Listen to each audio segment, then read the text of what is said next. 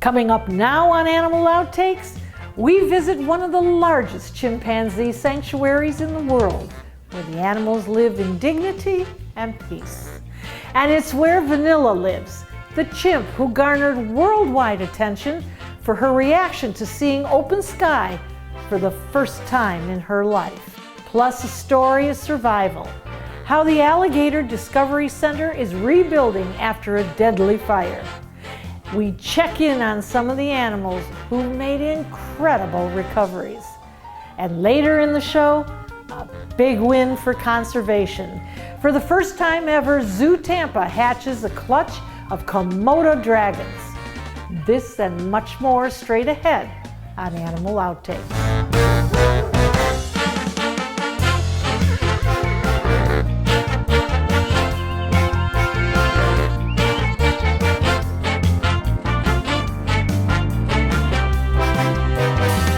It's a retirement home of epic proportions.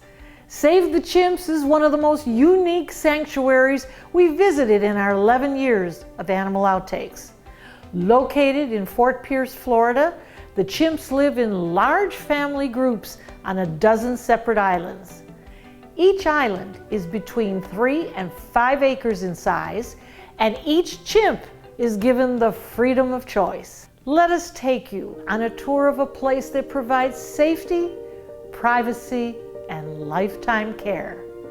A place where a chimp can just be a chimp.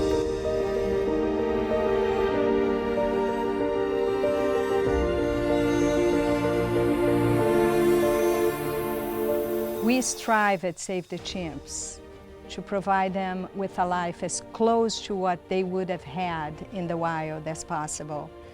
Freedom of choice, self-determination, the ability to stay indoors or go outside whenever they want, to hang out at that platform or on the branch of a tree whenever they want, with whomever they want.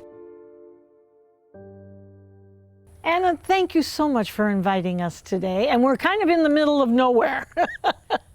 Welcome to Save the Chimps, home to 227 chimpanzees, retired from U.S. space program, biomedical labs, the entertainment industry, and the pet trade. Retired from some nightmares. That's terrible, right. Terrible nightmares. That's right. They're very unique, sentient beings with very unique personalities and backgrounds, but they do share the fact that most of them endured some tremendous hardship during their early years of their lives. Terrible trauma. Yes. Yeah. Yes. But we should start at the beginning, because before Anna, there was Dr. Noon.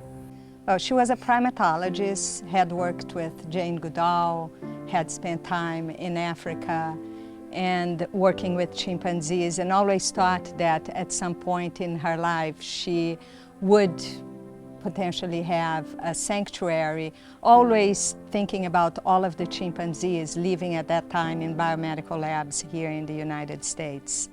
And it all started when the Air Force retired their chimpanzees, and they end up, all of them, hundreds of them, at Colston Lab in New Mexico, one of the labs with the worst animal welfare violations. And she sued the Air Force on behalf of the chimpanzees and won the right to care for 21 of them. She did that with the help, involvement, and support of John Stryker, who is our board chair, co-founder, and who hired me, who brought me into this wonderful place in life. And this is Air Force Island, as we nicknamed it.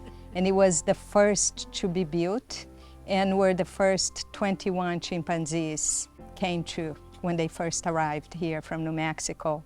My understanding is that John and Carol sat and had to choose. They thought they could take another 10, and had to choose, well, this one or that one, but that one, oh, we love this one and that one, and but how about that one? And I think John said, what the heck, let's take them all, and the two of them said, yeah, let's do it. And they brought in 266.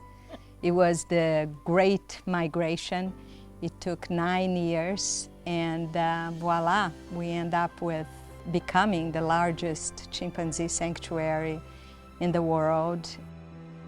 Since then, we have cared for more than 350 chimpanzees, and right now have 227, and have every intention to build our capacity and continue to rescue any and all chimps here in the US that we can, in order to make sure that there are no chimp out there in need of a safe and loving home. I think they feel a relief, but they come with tremendous history, heavy, difficult, with visible traumas, emotional and physical traumas from the experiences they had in their previous lives. Some from being experimented on for years, enduring being the subject of hepatitis studies. This sanctuary was built with the intention of providing a natural habitat to these large family groups in a way that they would have nothing, no barriers around or above them. And that's why, as the world saw, Vanilla was in awe when she stepped onto the island and saw no barriers, open sky. Now we must mention that Vanilla was in a lab, in a cage that was suspended. So she was kind of hanging, cage in her, and what could she look at? The top of a cage, maybe the ceiling of where she was? Alone for the early years of her life, then moved to an unaccredited refuge outside of LA, with all good intentions, but not the resources or capacity to appropriately care for them. So Vanilla came with 6 other chimpanzees, but in her family there were 4 other chimpanzees. These were Magic, Ernesta, Jeff, Shake, and herself, Vanilla. And the 5 of them are a unit. It's beautiful to see how much they love each other, how loyal they are, how protective they are of each other. They have never lived in a large social group. How will she do? And she's doing brilliantly. She is so resilient and strong that she has befriended everyone on the island, and will, even as little as she is, it's quite something to see her courage as she steals food from any of the other chimps with no fear. Very, very adventurous and really friendly chimpanzee. They will feel your soul, and they will feel who you are and what you stand for, and that you believe, like I do, and like we all do here, that this planet is ours to share with wonderful, magnificent beings like chimpanzees and so many others species, so many other species that we share this planet with. And everything that you do, it's in your aura, it's in your soul. And I really believe that they will know. Those that meet you today and that have met you today know who you are and that you stand to protect their interests. Could they ever be released into the wild? They wouldn't survive, Marcia. Unfortunately, they wouldn't survive. Most of them have never lived in the wild. They wouldn't be able to. And that's what we know. Now, the biggest gift that we give them here is the opportunity to learn how to be chimpanzees. Because some of them will show up at the sanctuary without knowing how to be chimps. They actually are more comfortable. I have so many examples. Ellie, Tuffy, they came in, Tootie, from Caleb, either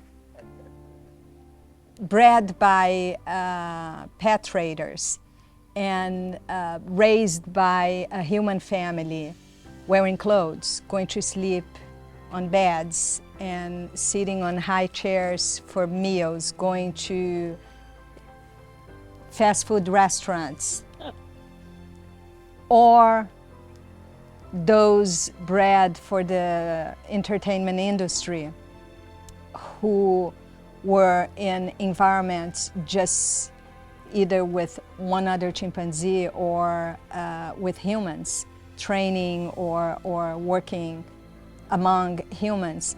They don't know that they're chimpanzees.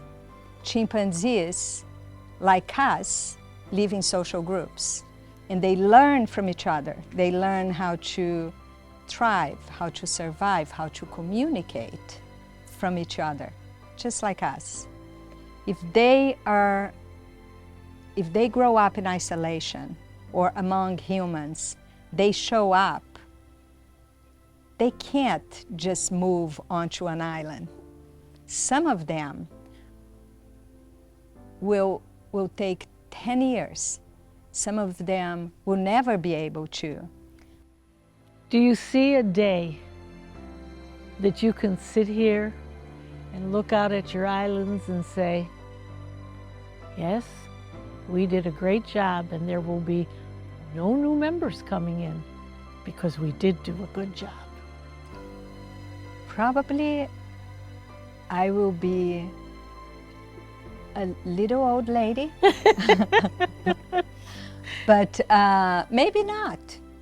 Maybe not. Maybe within the next 15 to 20 years, we'll be able to be here and have that conversation. Marcia, let's make a deal. I'll be back. All right. All right. Let's do that. Now, this sanctuary is not open to the public. However, there are a few events each year that you can participate in for a chance to visit. For much more information, go to SaveTheChimps.org. Coming up next on Animal Outtakes, we visit the temporary home of the Alligator Wildlife Discovery Center. Hear the incredible story of how the animal rescue community came together in a time of need. That's next. Good morning, Mr. Benson. Your breakfast is served. Time for another day in doggy paradise. I sure am one lucky pup. Mr. Benson, would you like to go out for your morning stroll? The weather is quite lovely today. That sounds wonderful. Don't mind if I do. After all that exercise, I think I'd like to lounge by the pool and maybe dip my paws in. As you wish, sir. Right this way. What a perfect day. I couldn't imagine being anywhere else but Dante's Den while Mom and Dad are away. At Dante's Den, we pride ourselves in providing the best experience for your beloved pup. Whether it be a day, a month, or a year, Dante's Den should always be at the top of your list for boarding. With an expansive campus, your dog will enjoy daily walks, pool time, and an endless supply of love. Even better, it's all under 24/7 supervision from our wonderful staff. If you're anything like us, your dog's safety and happiness come first. To learn more about Dante's Den, visit dantesden.org. Did you know Moat is helping restore depleted snook populations and has raised and released 30,000 of them into local waterways so far? The more you know about everything Moat's doing to help our oceans, the more you'll understand why Moat matters. Visit moat.org today. Welcome back. In July of 2023, fire broke out overnight and devastated the Alligator Wildlife Discovery Center in Madeira Beach, Florida. Several animals perished in the fire, but many were rescued. In the midst of chaos, owner Sunny Flynn promised she would never give up, and the rescue community rallied. We visited their temporary home to find out how everyone is doing and what the future looks like for this family of humans and animals alike. This was an old Bank of America, and now it's the Bank of Animals. We have animals all in the animals are your tellers now, so.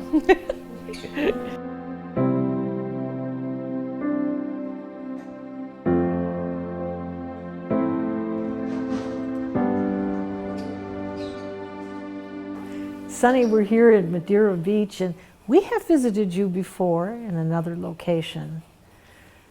Tragedy hit. Can you tell us about that? July 13th, I got a phone call at 2:45 in the morning from my FWC officer, and he asked if I was aware that we had a 2-alarm fire at the Wildlife Center. It ended up being 3-alarm, so we had 3 wonderful fire stations come and react, and because of my relationship with the Madeira Beach Fire Department, they knew animals were in there and they reacted quickly to get as many of them out as possible to see where they could be.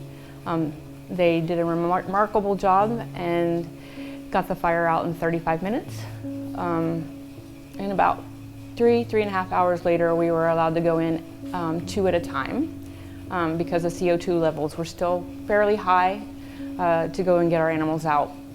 It was all our staff members that went in. Clearwater Marine Aquarium's rescue team was there to help when we brought them out, but we were the ones to go in. We knew their habitats, we knew where they were, we knew to look for them. Catching an alligator in the dark is quite fun. Let alone 47 of them. I was going to ask you, how did you get that done? Yeah, so we went in and we grabbed them in the dark, holding flashlights, and then long process, but then we went in and got our the animals that passed, so we were able to bury them. Heartbreak. It is a heartbreak. Now, what animals, we know that you saved so many. What are here? We have frogs and tarantulas and scorpions that survived. We have a couple of critically cared animals that have burns on them. We have a tortoise that is undergoing respiratory care from a vet. And then my gators and my crocs are all over Florida, so I have them at different locations. We had Sarasota Jungle Gardens and the Florida Aquarium step up to take some of the gators. Jimmy Ripple, a former gator boy, has a park that he's getting ready to open, so he has some of my tegus and monitors, where the prohibited animals. SPCA has, Largo has my iguanas, because they have an iguana rescue. So the community support has been phenomenal. So not just the donations or the people that want to help, it's the rescue world has come together and just shared their experience, and they feel for me, I mean, all over the United States. But you are in these temporary quarters here, and how many animals do you have here? I have a little over 70 animals now. Seems like every other day someone's surrendering somebody new. So yeah, we haven't given up our mission. Our mission is education, conservation, and to take in the pet surrenders that people can't take care of for whatever reason. There's no judgment. We want to love them. If we can't take them in, we can try and find them a home. Animal conservation and rescue, that's kind of been in my blood, and conservation period, because I'm a Florida native, has been phenomenal. It's been my passion. So no, even as a certified chef and in the hotel industry, that was my focus. But I'm a 4-time cancer survivor. The 3rd time I was diagnosed with cancer, the doctor said, find a less stressful career path.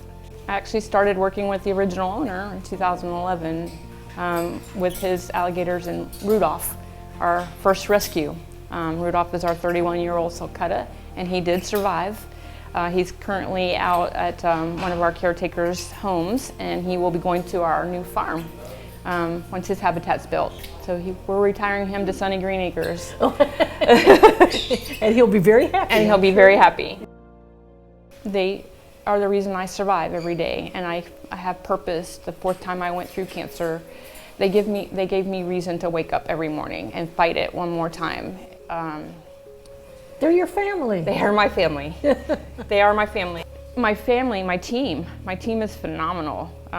My staff, they're hanging on as long as they can. You know, I took every dime of my retirement, and I'm continuing to pay them what we can. You know, they're either working here or they're working at our new facility that is under construction, Sunny Green Acres, which is an agricultural education center. So now we're going to have a new facility. We are. And you're going to open when? My prayers, if my prayers are answered, will be open Thanksgiving week, at least part of it. We're working with the city of Madeira Beach for permitting to get at least 4 of the units open. Now the animals still keep coming. Oh yeah. Right? Fire or no fire? Fire or no fire. So since the fire, what have you taken in? What animals are you seeing? So I have 5 new guinea pigs, a hedgehog, geriatric gerbil, his name is Jerry, a Flemish rabbit, an American rabbit, standard rabbit, lion head, 4 frogs, 7 snakes, a chameleon, and a few other lizards too. So. Well, it's truly Sunny's Ark. Yeah, absolutely. Yes. I know this is what I'm meant to do. This is my commitment. I looked at my team and I'm like, we are not going to give up. I survived for a reason, and God keeps me alive for a reason. And wasn't your time. It's not my time, and I honestly know that it's because of these animals and my team. If you'd like more information on how you can help in the rebuilding efforts, log on to alligatorwildlife.com. Coming up next on Animal Outtakes, they may not breathe fire, but these dragons are causing quite a stir. Stay with us. There's much more Animal Outtakes coming up next. A big win for conservation is underway at ZooTampa. For the first time ever, veterinarian teams and herpetologists hatched 6 baby Komodo dragons. It was a long process for these endangered species. But after a 9-month incubation, the clutch of 6 hatchlings began to emerge from their shells. Thanks to blood samples from each of the eggs, staff was able to determine there are 3 boys and 3 girls. Komodo dragons are the largest lizards on Earth. Zoo officials say these animals can reach up to 10 feet long and 200 pounds. They can have an intense, venomous bite and are only found native in the islands of Komodo National Park in Indonesia. So this hatching is very important for the species survival plan with the AZA institutions and the wild population. And these animals come from the islands off Indonesia, about 3 islands. There are about 1,400 animals left in the wild, and their problem is due to mostly climate change and habitat loss. These hatchlings hopefully will be moved into the SSP program where they can disperse their genetics into our population and AZA institutions. We'll be right back. Animal Outtakes is produced by Dante's Den Foundation, a nonprofit group dedicated to creating the best life for dogs. If you would like to learn more about Dante's Den, donate, or volunteer, visit our website, dantesden.org. From all of us here at Dante's Den Foundation, we hope that you've had fun and learned a thing or two along the way. We'll be back here again next week with even more animals and some wild adventures. Until then, thanks for watching.